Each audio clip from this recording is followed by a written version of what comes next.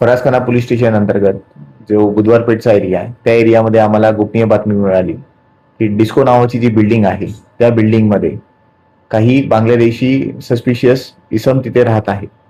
तशी इन्फॉर्मेशन मिळताच आम्ही एक टीम गठीत केली. त्याच्यामध्ये सिनियर पीआय, क्राईम पीआय आणि भरपूर सारा स्टाफ आम्ही त्याच्यात ठेवला. त्या बातमीच्या नुसार त्या डिस्को बिल्डिंगला आम्ही सराउंड केलं. सराउंड करून त्याची पूर्ण घरझडती घेतली.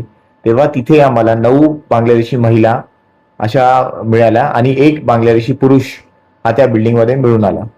हे सगळे जे बांगलादेशी महिला आणि जो पुरुष होता हे सगळं कुंठण व्यवसायामध्ये इन्व्हॉल्ड होते आणि त्यांना आम्ही ताब्यात घेतलेलं आहे. त्याच्यानंतर त्यांच्या डिपोर्टेशनची कारवाई सुरू आहे. नेमकं सर यांच्याकडे कुठली कागदपत्र सापडले किंवा ते बांगलादेशी?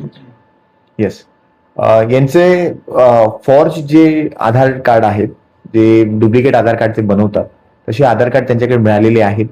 ते आपण जेव्हा आधार पोर्टलवर चेक करतो त्यांचा काही रेकॉर्ड त्या आधार पोर्टलवर आपल्याला काही दिसून येत नाही. हे आपण असं म्हणू शकतो की बसल्या बसल्या काहीतरी डुप्लिकेट काहीतरी बनवलेलं आहे. आता हे कोण यांना बनवून देतं, कशा प्रकारे करतात, तर हे सगळं फाइंड आउट करणं चालू आहे. आणि बाकीचे त्यांचे डॉक्युमेंट्स आहे, बाकीचे कशा प्रकारे त्यांना आम्ही शोधला तो सर्वांसमोर आम्हाला सांगता येणार नाही. तो आमची एक टेक्निक आहे, जी आयडिया आहे ती तशीच आम्ही कंटिन्यू ठेवू.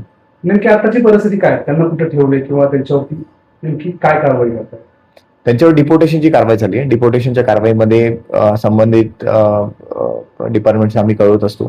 तेव्हाच तर आम्ही त्यांना क्लोज वॉचमध्ये रिमांड होममध्ये ठेवलेलं आहे. त्या जशी ती प्रोसेस कम्प्लीट होऊन जाईल तसंच इथून बांगलादेशला आम्ही डिपोर्ट करणार आहे.